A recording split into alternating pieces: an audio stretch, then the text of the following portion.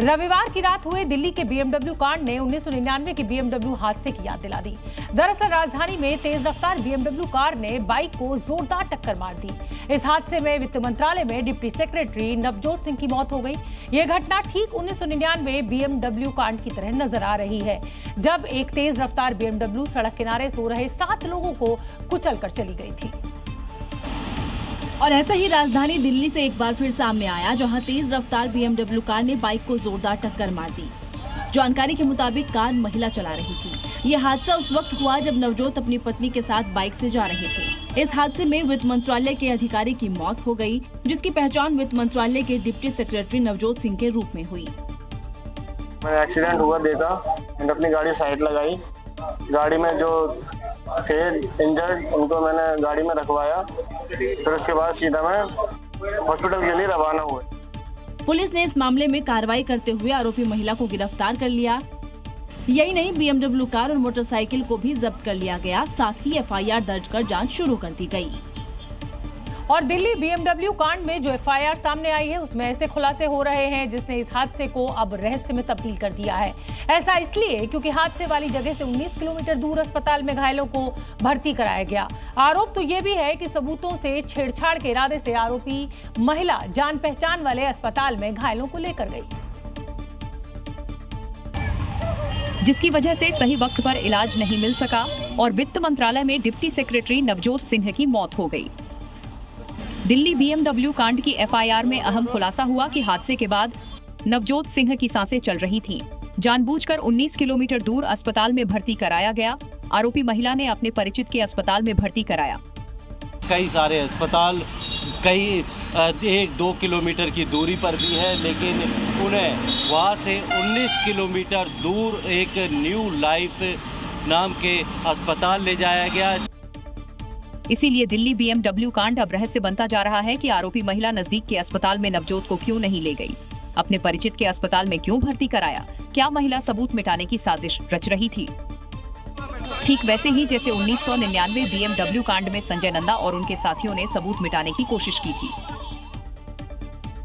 सलार गाजी वो आक्रांत था जिसने भारत में कई मंदिरों को लूटा और तोड़ दिया, लेकिन ओवैसी के नेता उसे अपना आइडियल कह रहे हैं। और जिन महाराज सुहेलदेव ने उस लुटेरे गाजी को सबक सिखाया, उन्हें लेकर विवादित बयान दे रहे हैं। वो शायद भूल गए कि उत्तर प्रदेश में आक्रांताओं का महिमा मंडन करने वालों को योगी सरकार छोड़ती नहीं है। लेकिन फिर भी यूपी AIMIM अध्यक्ष शौकत अली आक्रांता सलार मसूद का गुणगान करने से बाज नहीं आ रहे हैं। सालार मसूद गाजी लुटेरे नहीं थे, सुहेलदेव लुटेरे थे। लुटेरे को हीरो बनाने की कोशिश पहले भी की गई, लेकिन योगी सरकार ने उन लुटेरे गैंग प्रेमियों को वार्निंग दी थी कि ऐसे आक्रांता का गुणगान देशद्रोह होगा। तो लोग पाकिस्तान का नारा लगाते हैं, उनको बोलो वही हाल कर देंगे जो हाल महाराज सुहेलदेव ने सालार मसूद का किया था। शौकत अली ने राजा सुहेलदेव को लेकर विवादित बयान दिया तो सुहेलदेव भारतीय समाज पार्टी के अध्यक्ष यूपी में मंत्री OP राजभर सामने आ गए। गाजी बहुत पाजी था ठीक न, उसको ठीक करने का काम देश में अगर किसी राजा ने किया तो राजभर महाराजा सुहेलदेव जी ने। अब शौकत अली के बयान के बाद विवाद बढ़ता जा रहा है। बजट सत्र के दौरान लाए गए वक्फ कानून को लेकर जारी बवाल का आखिरकार पटापेक्ष हो गया और सुप्रीम कोर्ट ने इस कानून पर रोक लगाने से इनकार कर दिया, जिसे सत्ता पक्ष अपनी जीत मान रहा है। हालांकि कोर्ट ने कानून में किए गए 3 बड़े बदलावों पर अंतिम फैसला आने तक स्टे भी लगा दिया, जिसे दूसरा पक्ष अब अपनी जीत कह रहा है। दरअसल सुप्रीम कोर्ट में वक्फ बोर्ड अधिनियम 2025 की वैधता के खिलाफ दायर 5 याचिकाओं पर आज सुनवाई हुई। CJI BR गवई की बेंच में एडवोकेट कपिल सिब्बल, अभिषेक मनु सिंघवी और राजीव धवन याचिकाकर्ताओं का पक्ष रखने के लिए मौजूद थे। वहीं सरकार की तरफ से solicitor general Tushar Mehta court room में पेश हुए, जिस पर सुप्रीम कोर्ट ने अपना फैसला देते हुए कानून पर रोक लगाने से इनकार कर दिया। हालांकि कोर्ट ने इस कानून के कुछ प्रावधानों पर रोक लगाई है। जिन प्रावधानों पर रोक लगाई है उनमें पहला है 5 साल तक इस्लाम धर्म का पालन करने वाला नियम। कोर्ट ने कहा पहले राज्य सरकारें नियम बना लें। दूसरा प्रावधान है वक्फ बोर्ड में गैर मुस्लिमों की संख्या। कोर्ट ने कहा केंद्रीय बोर्ड में 4 और राज्य स्तरीय बोर्ड में 3 ही गैर मुस्लिम सदस्य रहें। जिला कलेक्टर को वक्फ संपत्ति पर फैसला करने का अधिकार। कोर्ट ने कहा वक्फ ट्रिब्यूनल या कोर्ट ही तय करेंगे वक्फ की संपत्ति।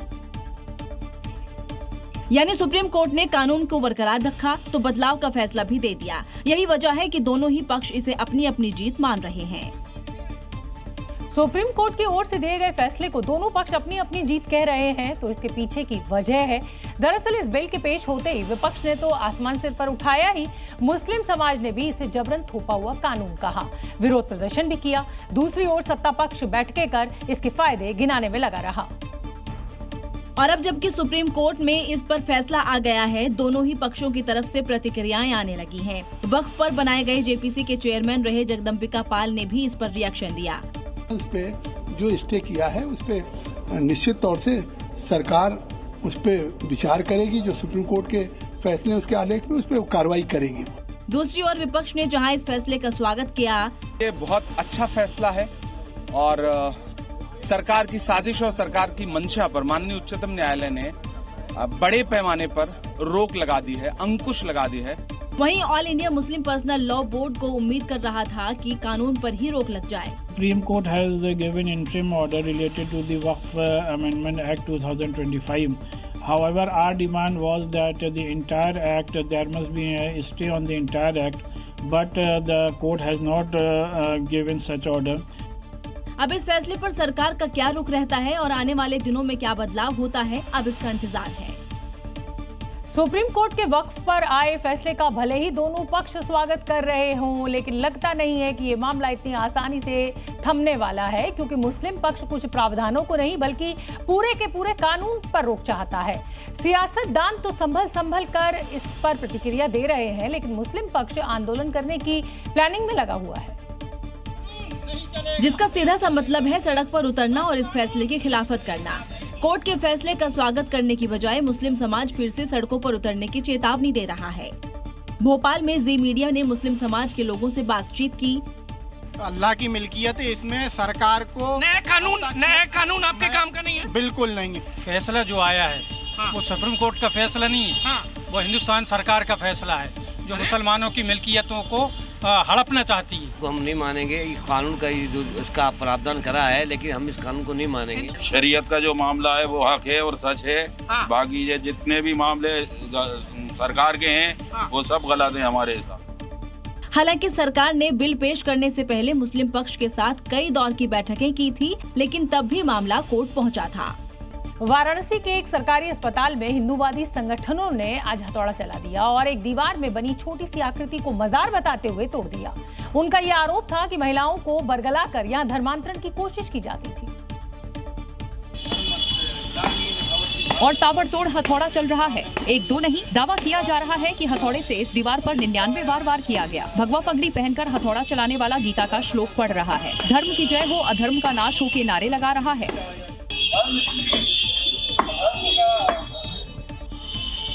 वाराणसी के राजकीय महिला चिकित्सालय के पैथोलॉजी सेंटर की दीवार को हिंदूवादी संगठन से जुड़े लोगों ने तोड़ दिया। इनका आरोप है कि अस्पताल की दीवार में मजार है जो 100 साल पुराना है। हिंदू महिलाओं पर धर्मांतरण का दबाव बनाया जाता था, उन्हें बरगलाकर चादर और पैसे चढ़वाए जाते थे। शिकायत के बाद भी इसे नहीं हटाया गया। अस्पताल प्रबंधन ने पुलिस से इसकी शिकायत की है। उसका कहना है कि अस्पताल में मजार जैसा कुछ भी नहीं है। जिसे मजार कहा जा रहा है वो एक नाली का ड्रेन है। उत्तर प्रदेश सरकार अवैध अतिक्रमण के खिलाफ लगातार कार्रवाई कर रही है। ऐसे में कानून को खुद हाथ में लेना कहीं से भी जायज नहीं है। उत्तर प्रदेश में अवैध खनन के खिलाफ ऑपरेशन बुलडोजर जारी है और इसकी जद में कुशीनगर के 2 मदरसे आए हैं, क्योंकि मदरसे पिछले 50 सालों से अवैध तरीके से संचालित किए जा रहे थे और इन्हें लेकर जांच की गई तो सच सामने आ गया। अब प्रशासन की रेडार पर आने के साथ ही जल्द ही इन पर बुलडोजर एक्शन देखने को मिल सकता है, क्योंकि आरोप है कि दोनों मदरसे सरकारी जमीन पर बनाकर संचालित हो रहे थे। कुशीनगर का अंजुमन मदरसा और गौसिया फैजूल मदरसा, यही वो मदरसे हैं जिन्हें लेकर शिकायत की गई थी और जांच करने पर दोनों अवैध रूप से संचालित होना पाए गए। भूमि है वो नॉमिन प्रति के रूप में दर्ज है जिसकी पुष्टि भी हुई। आगे जो है शासन से अनुमति लेकर उसमें मान्यता आहरण करने की कार्रवाई की जाएगी। अंजुमन मदरसे की शिकायत उत्तर प्रदेश सरकार में पिछड़ा आयोग के सदस्य फूलबदन कुशवाहा ने ही सीएम योगी को पत्र लिखकर की थी। अब जांच में मदरसों के सरकारी जमीन पर अवैध तरीके से संचालित होने का खुलासा हो गया है, तो बाबा का बुलडोजर एक बार फिर गरजने को तैयार है। जालसाजी करके कुटर्जित दस्तावेज पर पेश करके जमीन को अपने नाम से कराया गया था, जिसके क्रम में हम लोगों ने जांच कराया तो जांच में वो जमीन गवर्नमेंट के खाते में जा चुकी है। अब अधिकारी पूरे जिले में संचालित मदरसों की जांच की बात कह रहे हैं ताकि अवैध के खिलाफ एक्शन हो सके। मध्य प्रदेश के सीहोर में प्रशासन की बड़ी कार्रवाई देखने को मिली। यहां धर्मांतरण के आरोपी जब्बार खान के घर को बुलडोजर से ढा दिया गया। आरोप यह है कि जब्बार लोगों को नौकरी, मकान और पैसे का लालच देकर ईसाई धर्म अपनाने का दबाव डालता था। ये सारा का सारा खेल 3 मंजिला इमारत से चल रहा था, जिस पर मध्य प्रदेश की मोहन सरकार ने कार्रवाई करते हुए बुलडोजर से ढा दिया। इस कार्रवाई के लिए प्रशासन की तरफ से बुलडोजर भेजे गए। इसके बाद 3 मंजिला इमारत के बाहरी हिस्से को पीले पंजे से गिरा दिया गया। इस दौरान भारी संख्या में पुलिस के जवान भी तैनात रहे, जिससे माहौल बिगड़ने पर उसे संभाला जा सके। आरोप है कि जब्बार खान नाम का आरोपी अपनी पत्नी के साथ मिलकर लोगों को नौकरी, मकान और पैसे का लालच देकर ईसाई धर्म अपनाने का दबाव डालते थे। धर्मांतरण का खेल इसी 3 मंजिला इमारत में चल रहा था। पुलिस ने इस मामले में कार्रवाई करते हुए अवैध तरीके से बनाई गई इमारत को बुलडोजर से ढहा दिया। यही नहीं, धर्मांतरण के मास्टरमाइंड जब्बार को गिरफ्तार कर लिया। देश में कई स्थान ऐसे हैं जिनके नाम बदले जा चुके हैं, कई शहर हैं, कई स्मारक हैं जिनका नाम बदल दिया गया है। राजधानी दिल्ली में भी कई स्थानों के नाम पिछले कुछ सालों में बदले गए हैं और दिल्ली में एक बार फिर नाम बदलने वाली पॉलिटिक्स अब शुरू हो गई है। इस बार पुरानी दिल्ली रेलवे स्टेशन का नाम बदलने की मांग चल रही है और ये मांग की है बीजेपी विधायक तरविंदर सिंह मारवाह ने। विधायक जी का कहना है कि दिल्ली रेलवे स्टेशन का नाम गुरु तेग बहादुर के नाम पर होना चाहिए और इसके लिए उन्होंने पीएम मोदी और गृह मंत्री अमित शाह को भी खत लिखा है। पुरानी दिल्ली रेलवे स्टेशन का नाम हम इसलिए कह रहे हैं कि वहाँ पर गुरु तेग बहादुर महाराज जी ने अपने लिए शहीदी नहीं दी थी, दूसरों के धर्म के बचाने के लिए शहीदी दी थी। सारे हिंदुस्तान को पता है। कर्तव्य पथ, अमृत उद्यान, विवेकानंद मार्ग जैसी कई जगहों के नाम बदले जा चुके हैं। नाम बदलने के पीछे की वजह कुछ का अंग्रेजों के शासन से कनेक्शन और कुछ का मुगल शासन से नाता है। अब देखना होगा कि विधायक की मांग पर दिल्ली रेलवे स्टेशन का नाम बदलता है या फिर सियासत तेज हो जाती है। बिहार में चुनाव की तारीखों के ऐलान से पहले ही सरगर्मियां तेज हो गई हैं। एनडीए से लेकर महागठबंधन के नेता चुनावी कैंपेन को लेकर प्लानिंग में लगे हुए हैं और इसी प्लानिंग में हेलीकॉप्टर की भी अब एंट्री हो गई है। दावा ये किया जा रहा है कि बिहार चुनाव के लिए अब 21 उड़न खटोले बुक हो चुके हैं और इन्हीं हेलीकॉप्टर के जरिए नेता चुनावी कैंपेन करेंगे। इसके लिए सभी दलों ने बुकिंग भी शुरू कर दी है। तमाम नेता कम समय में ज्यादा से ज्यादा क्षेत्र कवर करने के लिए हेलीकॉप्टर का सहारा लेना चाहते हैं। सूत्रों के मुताबिक बीजेपी के नेता 12 से 13 हेलीकॉप्टर, जेडीयू 2, इसके साथ महागठबंधन में शामिल कांग्रेस 2 और आरजेडी नेता 2 हेलीकॉप्टर से चुनावी सभा स्थल पहुंचेंगे। नीतीश से लेकर तेजस्वी और राहुल से लेकर तमाम नेता उड़न खटोले से ही कई बार चुनावी सभा कर चुके हैं। 2015 के चुनाव में 6 से ज्यादा बुकिंग हुई थी। 2020 के चुनाव में करीब 26 तो 2025 चुनाव के लिए अभी तक 21 हेलीकॉप्टर बुक हो चुके हैं। न तो चुनावी तारीखें आई हैं, न कैंडिडेट, लेकिन कैंपेन के लिए रणनीति जोरों शोर से चल रही है। बिहार में अगले दिनों विधानसभा चुनावों की तारीखों का ऐलान होने वाला है और ऐसे में सभी पार्टियां अपनी अपनी सियासी जमीन मजबूत करने में जुटी हुई हैं। एनडीए भी कार्यकर्ताओं के लिए सम्मेलन करा रहा है, लेकिन मुजफ्फरपुर में यही सम्मेलन अब विवाद का विषय बन गया है और वजह है राष्ट्रपिता महात्मा गांधी की प्रतिमा पर बीजेपी का झंडा लगाना। एनडीए कार्यकर्ता सम्मेलन मीनापुर हाई स्कूल में मैदान में हुआ, जहां कार्यकर्ताओं ने प्रतिमा पर बीजेपी का झंडा लपेटने के साथ ही हाथ में झंडा लगा दिया, जिसके बाद हंगामा शुरू हो गया। आरजेडी नेताओं ने आरोप लगाया कि बीजेपी राष्ट्रपिता को भी सियासत में घसीट लाई है, जो बापू का अपमान है। और हम लोग बहुत आहत हैं कि राष्ट्रपिता का अपमान किया गया। जहां भी भाजपा शासित राज्य है वहां या तो बाबा साहब भीमराव अम्बेडकर के प्रतिमा को तोड़ा जा रहा है, राष्ट्रपिता महात्मा गांधी का अपमान किया जा रहा है। आरजेडी नेताओं ने इसकी शिकायत पुलिस में करने के साथ ही प्रतिमा को गंगाजल से धोया, साथ ही अगरबत्ती लगाकर फूलों की माला पहनाई। बिहार की सियासत में बापू की एंट्री ने राजनीति को नया मोड़ दे दिया है और शायद अब वोट बापू के सबसे बड़ा सम्मान करने की हो रही है। बिहार की राजधानी पटना में हजारों युवा प्रदर्शनकारी इस समय सड़कों पर उतरे हुए हैं और जब वो सड़कों पर उतरे तो फिर पुलिस को लाठीचार्ज करना पड़ा। हाथों में तिरंगा लिए बेरोजगारी को लेकर सरकार के खिलाफ जोरदार नारेबाजी की गई और निष्पक्ष भर्ती की मांग भी की गई। नतीजा निकला लाठियों की मार। बिहार में इस साल विधानसभा चुनाव है और चुनाव से पहले हाथों में तिरंगा लेकर सड़क पर उतरे। इन युवाओं की मांग सिर्फ इतनी है कि दारोगा भर्ती निकाली जाए, यानी बेरोजगारी से परेशान है। लेकिन इधर मांग मुंह से निकली, उधर पुलिस ने ताबड़तोड़ लाठियां बरसाना शुरू कर दिया। बिहार चुनाव से पहले दारोगा भर्ती निकाले जाने के अलावा बिहार पुलिस में answer sheet, cut off, booklet, carbon copy जारी किए जाने की मांग भी युवाओं ने उठाई। पुलिस की लाठीचार्ज गलत है, हम लोग को नोटिफिकेशन चाहिए और दारोगा और सिपाही के बीच में हम लोगों ने अभी तक जो भी गलत हुआ है, जो गलत OMR शीट चाहिए, कार्बन कॉपी चाहिए। गौरतलब है कि बिहार में पिछले 2 साल से दारोगा भर्ती में वैकेंसी नहीं निकली, इसलिए बेरोजगारी को लेकर सरकार के खिलाफ युवाओं का गुस्सा फूट पड़ा। कांग्रेस नेता राहुल गांधी ने पंजाब में बाढ़ प्रभावित इलाकों का आज दौरा किया। उन्होंने गुरदासपुर में बाढ़ प्रभावित लोगों के साथ मुलाकात भी की। किसानों की बर्बाद फसलें और टूटे घरों का भी जायजा लिया।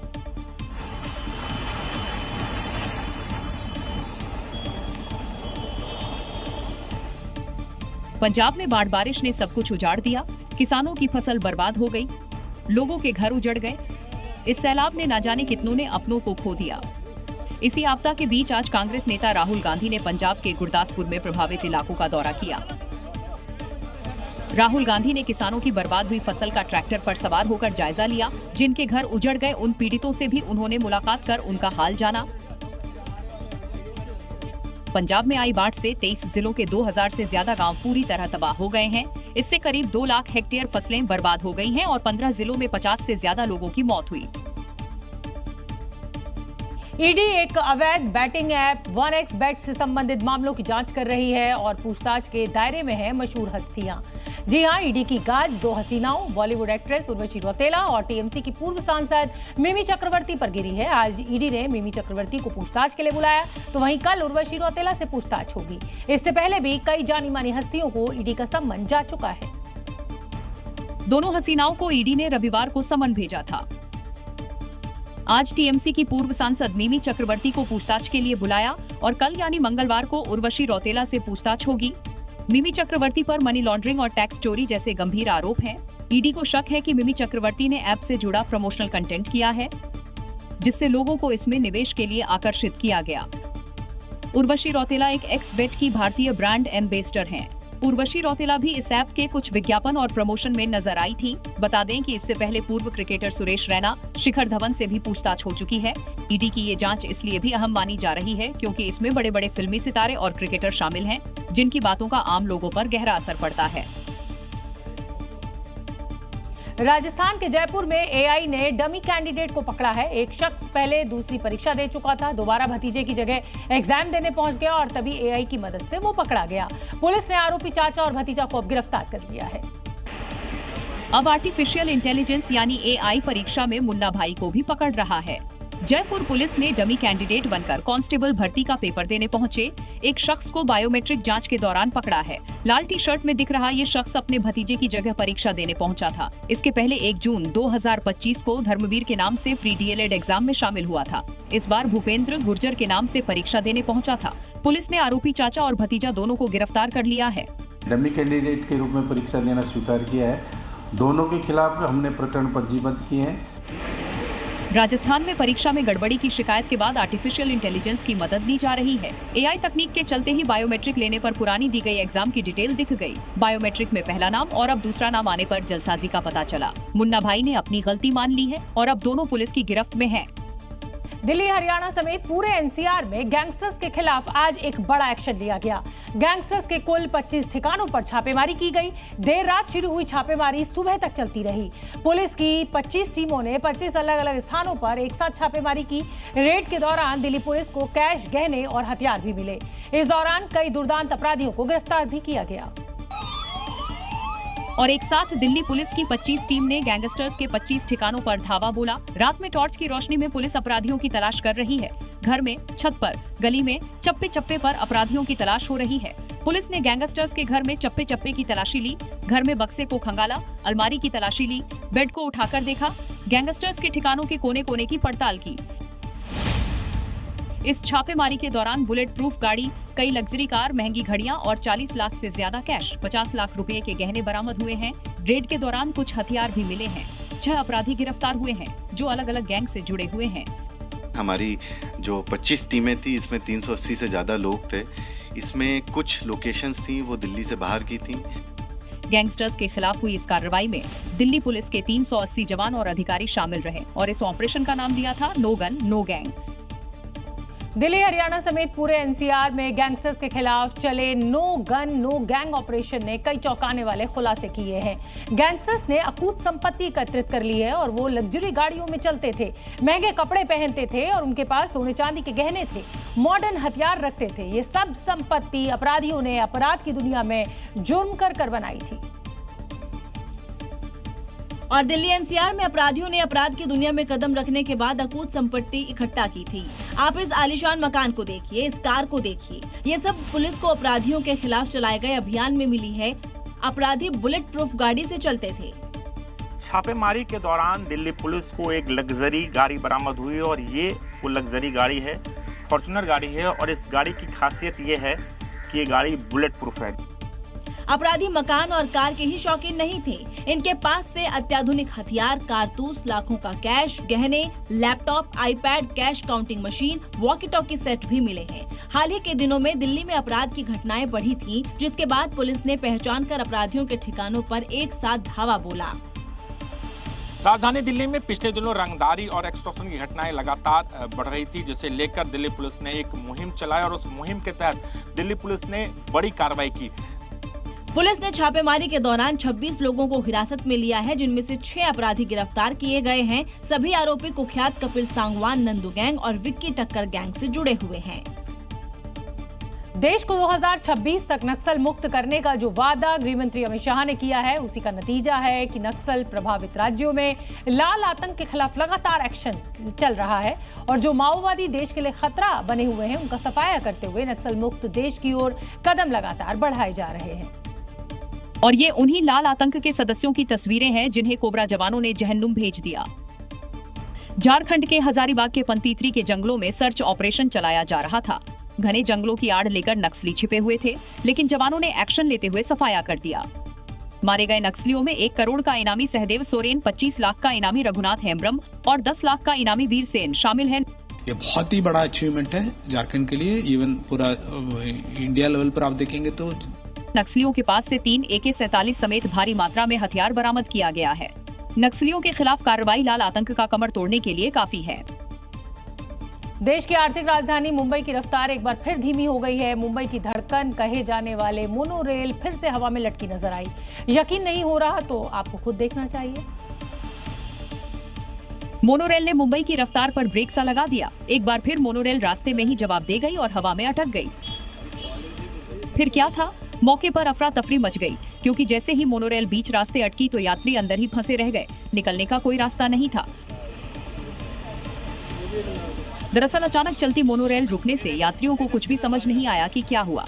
कुछ देर तक स्थिति गंभीर नजर आई। हालात ये हो गए कि मौके पर रेस्क्यू टीम को बुलाना पड़ा। हालांकि ट्रेन में फंसे लोगों को सुरक्षित बाहर निकाल लिया गया। वैसे ऐसा पहली बार नहीं है। इससे पहले भी तकनीकी खराबी के कारण मोनोरेल हवा में झूलती नजर आई थी। उस वक्त 100 से ज्यादा यात्रियों का रेस्क्यू किया गया था। मध्य प्रदेश के सागर में पुलिस का एक अमानवीय चेहरा आज देखने को मिला। यहाँ पुलिसकर्मियों ने एक युवक की बेरहमी से पिटाई कर दी और ये घटना उस समय हुई जब सड़क पर कुछ युवक आपस में बातचीत कर रहे थे। तभी वहां कुछ पुलिसकर्मी पहुंच गए, जिन्होंने वहां मौजूद एक युवक को बेरहमी से पीटा। घटना का जो सीसीटीवी वीडियो सामने आया, उसमें कुछ लोग बातचीत करते दिखाई दिए। इसी बीच कुछ पुलिस वाले डंडे लेकर वहां पहुंच गए। उनकी एक युवक से बहस हो ही रही थी, तभी एक पुलिस वाले ने युवक पर दनादन डंडे बरसाने शुरू कर दिए। देखते ही देखते पुलिस वाले बारी बारी उस युवक की पिटाई करने लगे। इसी दौरान 2 लोगों ने युवक का हाथ पकड़कर मोटरसाइकिल पर लिटा दिया, जिसके बाद पुलिस वालों ने उस युवक पर डंडों से हमला कर दिया। बीच सड़क पर पुलिस वालों का अमानवीय चेहरा देखकर वहां मौजूद लोग दहशत में आ गए। सोशल मीडिया पर वीडियो वायरल होने के बाद पुलिस की जमकर आलोचना हो रही है। अलीगढ़ के जमालपुर क्षेत्र में अवैध अतिक्रमण के खिलाफ नगर निगम की कार्रवाई एक हाई वोल्टेज ड्रामे में तब्दील हो गई। सरकार का बुलडोजर चलते ही इलाके में अफरा तफरी मच गई। इस दौरान नगर निगम की टीम से अधिकारियों की धक्का मुक्की तक हो गई। विरोध कर रहे लोगों का आरोप है कि कार्रवाई बिना किसी सूचना के की जा रही थी, जिससे उनका काफी नुकसान हो रहा है। हंगामे के दौरान एक टिन शेड गिरने से 3 लोग घायल भी हो गए हैं। वहीं मौके पर मौजूद पुलिस और नगर निगम की टीम ने जैसे तैसे हालात को काबू किया। अधिकारियों का कहना है कि दुकानदारों ने सड़क तक कब्जा कर रखा था, जिससे ट्रैफिक में काफी परेशानी होती है, इसलिए एक्शन लिया गया और आगे भी इसी तरह अतिक्रमण हटाओ अभियान जारी रखने की बात कही है। हैदराबाद में मूसलाधार बारिश के बाद तबाही का मंजर देखने को मिल रहा है। यहाँ भारी बारिश की वजह से सड़कों पर सैलाब नजर आ रहा है और इसी वजह से गाड़ियां ही नहीं, इंसान भी कागज के तिनके की तरह बहता हुआ नजर आ रहा है। क्योंकि मूसलाधार बारिश की वजह से सड़कें दरिया बन गई, जिसमें 2 लोग देखते ही देखते बह गए। हैदराबाद से जो वीडियो सामने आया उसमें सड़क पर तेज रफ्तार से पानी बहता नजर आया, जिसे देखकर ऐसा लगा मानो वहां नदी उतर आई हो। उफनते सैलाब में बाइक कागज के तिनके की तरह तैरती दिखी। इसी बीच 2 लोग सड़क पार करते दिखाई दिए। पानी की धार तेज होने की वजह से उन दोनों का बैलेंस बिगड़ गया और वो दोनों पानी के साथ बहने लगे। गनीमत ये रही वक्त रहते दोनों ने एक दूसरे को संभाला, जिससे वो लोग पानी से बाहर निकलने में कामयाब रहे। बारिश से शहर की कई मुख्य सड़कें जलमग्न हो चुकी हैं। सड़कों पर गाड़ियों की लंबी कतारें लग गई हैं। कई जगह ट्रैफिक पूरी तरह ठप हो गए। हैदराबाद में हुई भारी बारिश ने पूरे शहर की हालत खराब कर रख दी है। शहर की सड़कें तालाब में तब्दील हो गई हैं और नालों में उफान नजर आ रहा है। कई इलाकों में बाढ़ जैसे हालात पैदा हो गए हैं तो कई इलाकों में पानी की तेज धार देखने को मिल रही है और इसके चलते यहाँ हाहाकार मचा हुआ है, क्योंकि पानी की इस तेज धार में 3 युवक नाले में बह गए, जिन्हें ढूंढने के लिए प्रशासन और एसडीआरएफ की टीम रात भर गलियों और नालों की खाद छानती रही। घटनास्थल से पानी निकालने के लिए पंप का भी इस्तेमाल किया गया, लेकिन तीनों युवकों का कहीं कोई पता नहीं चला। यहाँ तक कि ड्रोन के जरिए भी उन्हें ढूंढने का प्रयास किया गया। कई बचाव कर्मी रस्सी बांधकर नालों में भी उतरे, लेकिन तेज बहाव ने राहत कार्यों को मुश्किल बना दिया। तो परिजनों का रो रो कर बुरा हाल है। पूरा इलाका इस वक्त कई फीट पानी की चपेट में है। सड़कें दरिया बनी नजर आ रही हैं, तो घरों में भी पानी भर गया है और शहर का ड्रेनेज सिस्टम पूरी तरह से ध्वस्त हो गया है। और इस सिस्टम के भेद चढ़ गए शहर के 3 युवक, जिनका अभी तक कोई पता नहीं चल पाया है। आगे बढ़ेंगे और बात करेंगे मणिपुर में बाढ़ से मची तबाही की। बीते 2 से 3 दिन हो गए हैं मणिपुर में भीषण बारिश हो रही है और इसके कारण पहाड़ी नदियां उफान पर हैं। पानी की धार इतनी तेज है कि वो अपने साथ सब कुछ बहा ले जाने को आमादा दिख रही है। और देखते ही देखते लोहे का शक्तिशाली पुल पानी में तिनके की तरह बहने लगा। नदी में पानी की धार काफी तेज है, वो सब कुछ बहा ले जाने को आतुर है। तेज बहाव के कारण पुल पानी में स्थिर खड़ा नहीं रह सका। जब पानी पुल से सटा तो उसे अपने साथ बहा ले गया। पुल पानी में बहा जा रहा है और लोग इसे देख रहे हैं। मणिपुर के थौबल में फौनाबा यूनिटी ब्रिज हाल ही में बना था। इस पुल से हजारों लोग आना जाना करते थे, लेकिन नदी में आए सैलाब ने इस पुल को बर्बाद कर दिया। देखते ही देखते पुल का आधा हिस्सा पानी में बह गया। अब लोगों को इंतजार है कि कब बारिश खत्म हो और इस पुल की मरम्मत हो। महाराष्ट्र की बीड़ में बाढ़ से भारी तबाही मची है। नदियों का पानी खेतों में घुस गया है। धान की फसल यहां पर बर्बाद होने के कगार पर है। पानी की धार इतनी तेज है कि एक पिकअप को ही अपने साथ बहा कर ले गई और देखते ही देखते पिकअप पानी में बहने लगा। नदी की धार इतनी तेज है कि पिकअप पानी में हिचकोले खा रहा है। उसमें लदा प्याज ऊपर ऊपर बह रहा है। जो लोग वीडियो बना रहे हैं वो इसे चुपचाप देख रहे हैं और कुछ कर नहीं पा रहे, क्योंकि पानी की धार ही इतनी तेज है। महाराष्ट्र में भीषण बारिश हो रही है। नदियां उफान पर है। नदियों का पानी खेतों में फैल गया है, जिससे धान की फसल बर्बाद हो गई है। पानी फैलने से जनजीवन भी बुरी तरह से प्रभावित हुआ है। महाराष्ट्र के बीड में भारी बारिश की वजह से कई इलाकों में बाढ़ आ गई है। बाढ़ ने कुछ ही घंटों में कई गांवों को जलमग्न कर दिया है। हालात यहां तक पहुंच गए हैं कि लोगों को रेस्क्यू करने के लिए हेलीकॉप्टर की मदद लेनी पड़ रही है, क्योंकि बाढ़ की वजह से लोगों को बिना हेलीकॉप्टर की मदद से निकालना मुश्किल था। बीड में अचानक आई बाढ़ से वहां के कई गांव में पानी भर गया। कई घर आधे से ज्यादा डूब गए, जिसकी वजह से कई परिवार फंस गए। हालात ऐसे हो गए कि लोगों का रेस्क्यू करने के लिए हेलीकॉप्टर की मदद ली गई, क्योंकि पूरे गांव में पानी ने कब्जा जमा लिया। सेना ने मोर्चा संभालते हुए घरों में फंसे लोगों को एक एक कर बाहर निकाला। इसके बाद हेलीकॉप्टर की मदद से उन लोगों को सुरक्षित जगह पहुंचाया, जिसके बाद परिवार ने राहत की सांस ली। पहाड़ों पर बारिश का सिलसिला भले ही फिलहाल के लिए थम गया हो, लेकिन अभी भी मुसीबतें कम होने का नाम नहीं ले रही, क्योंकि जैसी तस्वीरें बारिश के वक्त सामने आ रही थी वैसी ही तस्वीरें अभी भी मिल रही हैं। और यही वजह है कि पहाड़ पर खतरा अब भी टला नहीं है। इन तस्वीरों में देखिए कैसे चंद सेकंड में पूरा का पूरा पहाड़ ढह गया। बेटा ये पूरी पहाड़ी जाती थी, ये देखो। तस्वीरें उत्तरकाशी के नेशनल हाईवे 707A की बताई जा रही है। केम्पटी यमुना पुल मार्ग पर लैंडस्लाइड से सड़क का 100 मीटर से ज्यादा का हिस्सा भी ढह गया, जिसके बाद बड़कोट, पुरोला, मोरी, नौगांव से मसूरी जाने वालों को परेशानी का सामना करना पड़ रहा है। उत्तराखंड के पिथौरागढ़ में भी लैंडस्लाइड का भयानक वीडियो सामने आया है। लैंडस्लाइड के चलते पूरा का पूरा पहाड़ झरने की तरह नीचे आ गिरा और इससे लोगों में दहशत का माहौल पैदा हो गया। और लोगों ने पिथौरागढ़ में आए इस भयंकर लैंडस्लाइड को अपने कैमरे में कैद कर लिया। तस्वीरों में देखिए कैसे महज कुछ सेकंडों के अंदर पूरा का पूरा पहाड़ नीचे धसक गया। लैंडस्लाइड को कैमरे में कैद करने वाले लोगों की सहमी हुई आवाज भी आ रही है। ओह माय गॉड, वहाँ देखो। जूम करो उसमें। कितना जूम करूँ? ना पूरा road block. Oh my God, पूरा आ गया। तो आ रहे हैं। ना रोड ब्लॉक थी।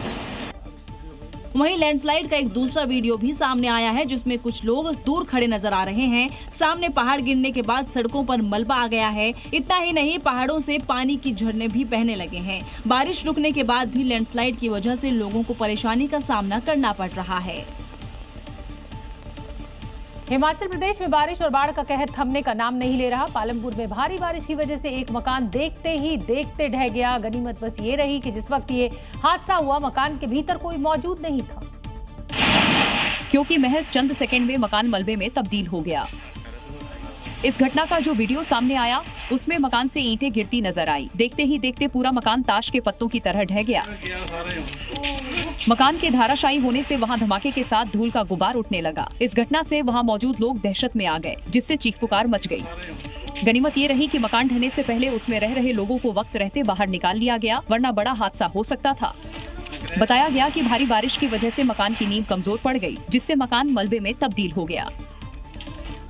मैक्सिको सिटी के इस्टाप्लापा से एक चौंकाने वाली तस्वीर सामने आई है। यहाँ अचानक जमीन के धंसने की तस्वीरें मिली और देखते ही देखते एक सोडा डिलीवरी ट्रक सीधे 8 मीटर गहरे सिंकहोल में समा गया। वीडियो में दिख रहा है कि एक ट्रक धीरे धीरे पीछे की तरफ खिसकता है और फिर देखते ही देखते गड्ढे में समा गया। आसपास खड़े लोग ये नजारा देखकर हैरान रह गए। जैसे ही ट्रक सिंक होल में समाया, चारों तरफ अफरा तफरी मच गई। आसपास लोगों की भीड़ लग गई। हालांकि गनीमत ये रही कि हादसे में कोई हताहत नहीं हुआ। ट्रक के जमीन में समाने के बाद पूरे एरिया को सील कर दिया गया ताकि कोई और अनहोनी ना हो सके। माना जा रहा है कि भारी बारिश और जमीन की कमजोरी के कारण सिंक होल हो गया। इस ट्रक को बाहर निकालने के लिए कर्मचारियों ने कड़ी मशक्कत की। करीब 12 घंटे काम किया, तब कहीं जाकर क्रेन की मदद से ट्रक को सिंक होल से निकाल लिया गया। असम के एक हॉस्पिटल का वीडियो खूब वायरल हो रहा है और इसमें देखा जा रहा है कि तेज भूकंप के झटके यहां पर महसूस किए गए और ऐसे में लोग अपनी जान बचाकर इधर उधर भागते दिखे। लेकिन हॉस्पिटल की 2 नर्सेज ने जो किया वो आपको कहीं ना कहीं जरूर चौंकाएगा। इन दोनों ने जो किया वो काबिले तारीफ तो है ही, अद्भुत भी है। इसी को कहते हैं जान की परवाह किए बिना निस्वार्थ भाव से सेवा करना। चाहती तो ये दोनों भी अपनी जान बचाने के लिए भाग सकती थी, लेकिन इन्होंने ऐसा नहीं किया, बल्कि अपनी जान की परवाह किए बगैर नर्सिंग होम के NICU में भर्ती बच्चों की रक्षा करती नजर आई। तस्वीरों में देखा जा सकता है कि दोनों नर्स कितने प्यार से दूध मुहे बच्चों की रक्षा कर रही हैं, क्योंकि भूकंप तेज था। आसपास रखा सामान तेजी से हिलता नजर आ रहा है। ये पूरा मामला असम के नौगांव में आदित्य नर्सिंग होम का है। पूरी घटना अस्पताल के CCTV में कैद हो गई, जिससे ये साबित होता है कि मानवता भी जिंदा है। सोशल मीडिया पर वीडियो वायरल होने के बाद लोगों ने दोनों नर्स की जमकर तारीफ की। बड़े बड़े मॉल्स हो या फिर पड़ोस की परचून की दुकान, अगर आप शैम्पू खरीदने जा रहे हैं तो फिर आप जरा सावधान हो जाइए। हो सकता है आपने एक बड़ी छूट और एक के साथ एक शैम्पू फ्री मिलने वाला कोई शैम्पू पसंद किया हो, तो वो नकली भी हो सकता है। पुलिस ने हरिद्वार में छापेमारी कर नकली शैम्पू बनाने वाले एक गिरोह का भंडाफोड़ किया है। जो ब्रांडेड शैम्पू की हुबहू नकल तैयार करता था। शैम्पू की इन बोतल को देख पुलिस की टीम भी चौंक गई। डिब्बों को देख पहचानना मुश्किल था कि ये असली है या नकली। यहाँ तक कि इनकी खुशबू भी बिल्कुल असली शैम्पू की ही तरह थी। अलग था तो इनके बनाने का तरीका और इन्हें बनाने के लिए इस्तेमाल किया जाने वाला घटिया किस्म के केमिकल, जिन्हें ड्रमों में बिल्कुल अनहाइजीनिक और अनप्रोफेशनल तरीके से रखा जाता था, जिन्हें हाथों से ही मिक्स किया जाता। जब असली शैम्पू की तरह कलर और टेक्सचर आ जाता है, उन्हें डिब्बे में पैक कर सील कर दिया जाता। शैम्पू के डिब्बों की पैकेजिंग पर विशेष ध्यान रखा जाता, जो किसी भी तरह से असली पैकेजिंग से कम नहीं लगती। पुलिस ने छापेमारी में 15 लाख के तैयार शैम्पू के साथ 3 लोगों को गिरफ्तार किया है। देश तेजी से इंफ्रास्ट्रक्चर के मामले में आगे बढ़ रहा है। जगह जगह फ्लाईओवर्स, अंडरपास या पुलों का निर्माण हो रहा है, सड़कों का विस्तार किया जा रहा है, लेकिन कई बार इनकी गुणवत्ता और इनके डिजाइन सवालों के घेरे में आ जाती है। अब नागपुर का एक फ्लाईओवर चर्चा में है, जो एक घर की बालकनी से होकर गुजर रहा है।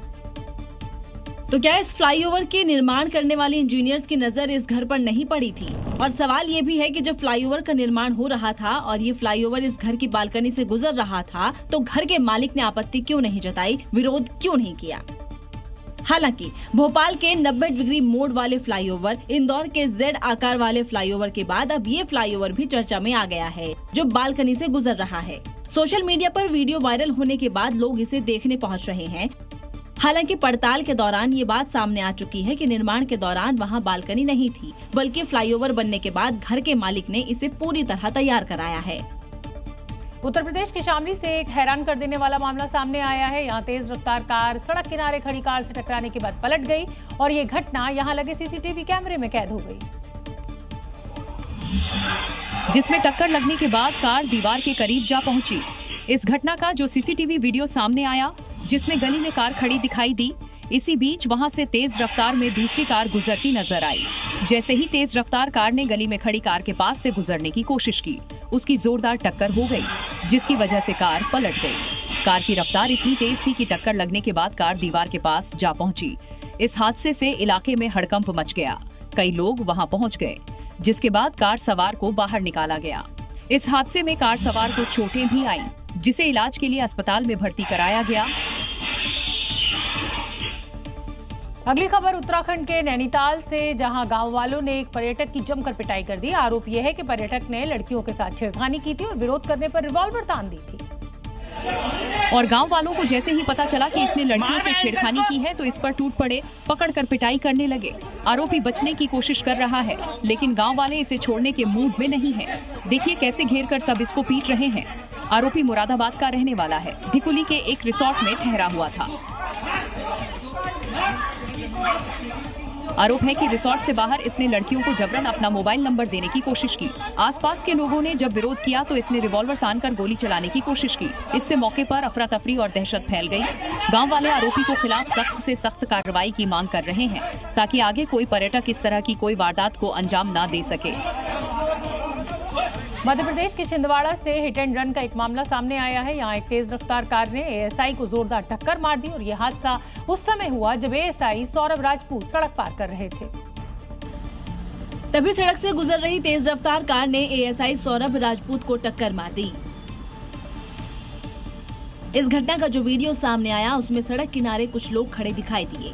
इसी बीच एएसआई सड़क पार करने की कोशिश करते नजर आए। जैसे ही वो सड़क के बीचों बीच पहुंचे, सामने से आ रही तेज रफ्तार ने टक्कर मार दी।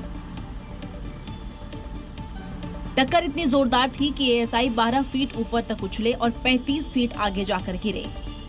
इस घटना से हड़कंप मच गया। वहां मौजूद लोगों ने आनन फानन में उन्हें अस्पताल में भर्ती कराया, जहां डॉक्टर ने एएसआई को मृत घोषित कर दिया।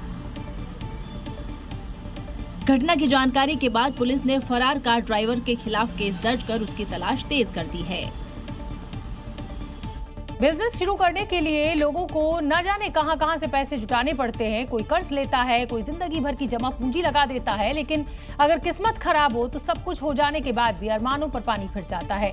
कुछ ऐसा ही हुआ कानपुर में, जहां बिजनेस शुरू होने से पहले ही लाखों का चूना लग गया। और ये हुआ दीवार में हुए सुराख की वजह से। बिल्कुल सही सोच रहे हैं आप। दीवार में चोरों ने सेंध लगाई और दुकान से लाखों का सामान रातों रात ले उड़े। पीड़ित शख्स ने अपने ऑटो सर्विस सेंटर और स्पेयर पार्ट शॉप को शुरू करने के लिए दिन रात एक कर दिया था। जगह जगह तलाशी, पैसों की व्यवस्था की, दुकान में सामान भरा और अब दुकान के उद्घाटन की तैयारी की जा रही थी। किसी खास मुहूर्त और खास दिन दुकान की ओपनिंग करनी थी, लेकिन उससे पहले ही चोरों की नजर इस दुकान पर जा टिकी। पहले उन्होंने रेकी की और उस हिस्से में सेंध लगाई जहां पर ऑटो स्पेयर पार्ट्स रखे हुए थे। उत्तर प्रदेश के हाथरस में दाऊजी महाराज मेला लगा हुआ है और इस मेले में बड़ी संख्या में लोग पहुंचते हैं, लेकिन कल इस मेले में अचानक एक जानवर घुसा है और उसके बाद क्या हुआ आप देखिए। और मेले में अचानक एक आवारा सांड घुस गया। दर्शक कुछ समझ पाते तब तक सांड ने अचानक उन पर हमला बोल दिया, जिससे मेले में अफरा तफरी का माहौल पैदा हो गया। लोग अपनी जान बचाने को इधर उधर भागते हुए नजर आए। आवारा सांड ने कई लोगों को उठाकर पटक दिया, जिसमें कई लोगों की गंभीर चोटें भी आई हैं। मेले में मौजूद पुलिस सुरक्षा कर्मियों ने भी आवारा सांड को भगाने की कोशिश की, लेकिन सांड ने काफी देर तक उनको भी उलझाए रखा। इस घटना का वीडियो अब वायरल हो रहा है। मध्य प्रदेश में आदमखोर आवारा कुत्तों का आतंक थमने का नाम नहीं ले रहा। अपने ही घर के बाहर खेलना बच्चों के लिए अब दूभर हो गया है। पता नहीं कब कहां से आवारा कुत्ते आ जाएं और उन पर हमला बोल दें। और दिल दहला देने वाली ये तस्वीरें मध्य प्रदेश के अलीराजपुर की है। वीडियो में गली में किनारे पर कुछ लोग बैठे हैं और बच्चे खेल रहे हैं। इस मासूम को तो अंदाजा भी नहीं होगा कि अगले ही पल इसके साथ क्या होने वाला है। ये आवारा कुत्ता बगल से आता है और बिना देर किए 2 साल की मासूम पर टूट पड़ता है। बेचारी मासूम खेल में मग्न थी, जो समझ ही नहीं पाई कि आखिर हुआ क्या। आदमखोर कुत्ते ने बच्ची को हाथ पर झपट्टा मारा और जमीन पर घसीटता हुआ चला गया। बच्ची के हाथ में गहरा घाव हो गया। वो तो गनीमत रही कि इस दौरान वहाँ मौजूद लोगों ने तुरंत कुत्ते को भगाया, इसलिए बच्ची की जान बच पाई। वरना जिस तरह से इस कुत्ते ने घात लगाकर हमला किया था, बच्ची को और भी गंभीर चोट आ सकती थी। इस पूरी घटना का सीसीटीवी सामने आया है। उत्तर प्रदेश के अमरोहा में दबंगों का आतंक देखने को मिला। एक विकलांग महिला के पति पर बेरहमी से हमला कर दिया। पुलिस पर भी कार्रवाई न करने का आरोप है। पूरी की पूरी घटना अब वायरल हो गई है और उसके बाद ये पूरा का पूरा मामला सामने आया है। दबंगों के हौसले कितने बुलंद हैं वो तस्वीरों में साफ देखा जा सकता है। दिन दहाड़े किस तरह 8 से 10 दबंग एक शख्स को घेरकर लाठी डंडों से मार रहे हैं। लोग तमाशबीन बनकर देख रहे हैं। जिस शख्स को दबंग बेरहमी से मार रहे हैं वो एक विकलांग महिला का पति है। महिला ने आरोपियों के खिलाफ शिकायत दर्ज कराई और न्याय की मांग की। मेरे पति की मारा 10 तारीख दोपहर 2 बजे थाने गई थी कि मेरी कोई सुनवाई नहीं है। मैं इंसाफ चाहती हूँ। कितने लोग? मेरे पति को 8-10 लोगों ने मारा। महिला ने पुलिस पर आरोप लगाया कि पुलिस ने आरोपियों पर मामूली धाराओं के तहत केस दर्ज कर छोड़ दिया। इस पूरी घटना का वीडियो भी सोशल मीडिया पर वायरल हो गया। Zee News।